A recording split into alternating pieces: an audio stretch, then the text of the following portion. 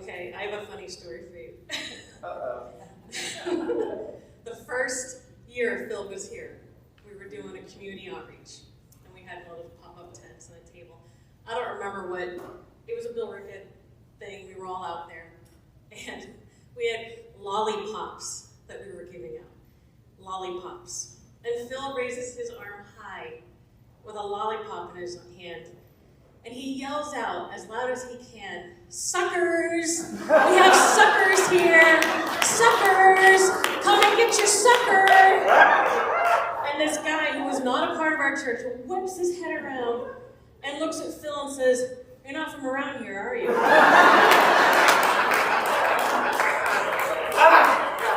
I elbow the guy, and I'm like, "Get a load of this guy." I'll never forget that. That was so, I think I laughed. Oh my gosh, the rest of the day. That was great. But yeah, he was brilliant. They're called lollipops here. Also, Phil, remember that time, that short time you and I ruled the world together? I was WMU president, Yes. He was president of BCNE, and we used to get together and scheme and connive, and no, we didn't. But there was that time where, yeah, that was good times. That was good times. That was fun.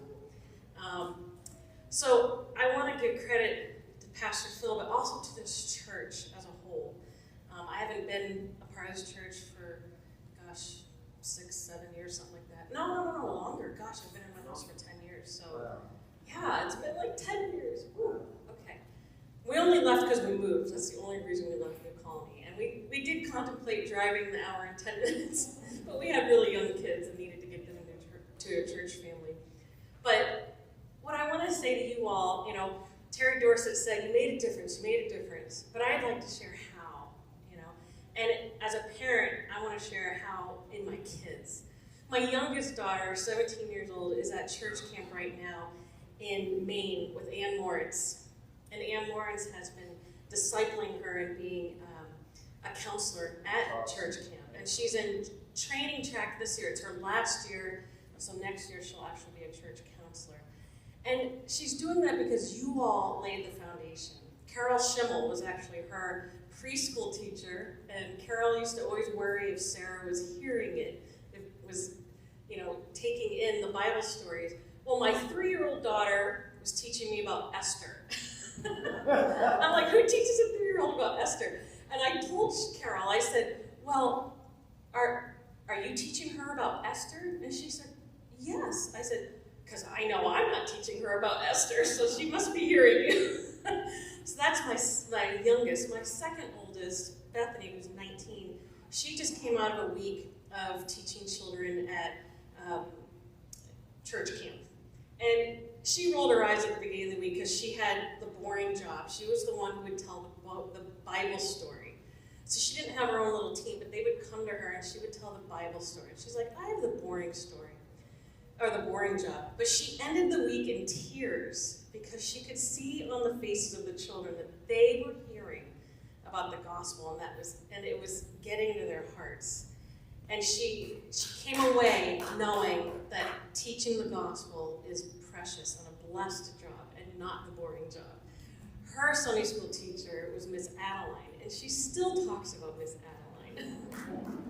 My oldest child, Caleb, is 21 years old, and he's a missionary right now in a very faraway place that I can't mention because it's a dangerous area. And he's there right now. He's actually going to be leaving in a couple days to come back home. But he is full on chasing after Jesus and wanting to be a full-time career missionary. And he wants to do it in hard places that I can't talk about. But you can ask me later if you want, and I'll tell you. But again, you all laid the foundation. Miss Adeline, he still talks about you. And all of you teaching my kids, you were under the leadership of Phil and Sue. And so you were fostered, you were pastored and cared for and loved by Pastor Phil and Sue, and you were able to do those things. And that made a difference in my life and my kids' life. And then finally, Phil, you are my pastor. You've always been my pastor. I've been to many churches. I've in other states and at other times.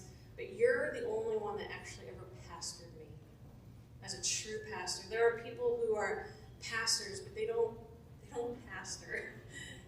Phil, you have always been my pastor, and you pastored me personally.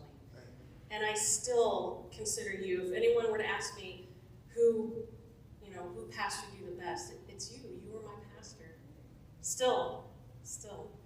And Sue, you don't know this, but when I talk to people, when I have conversations about pastors' wives, and some of the difficulty that they go through as a pastor's wife, I'm sure you know about some of those things, I always talk about you. For me, you always modeled what it was to be a pastor's wife who was able to just do it all. You balanced it so well, in my eyes. And I always say, I have a pastor's wife who, man, she just seems to be able to do it. She has a career of her own, she was a mom, and she still participated in the church when she could, when she was able, and if you couldn't, you didn't, and you seemed okay with that. You seemed to do it with joy and with ease and grace. And so I just always think of you as a pastor's wife who you just were able to do it. You just handled it. I just feel like you had the grace for it. And so I just love you, and I think you have been such a wonderful blessing to every woman and as Phil's wife to this church and the community. Thanks, guys.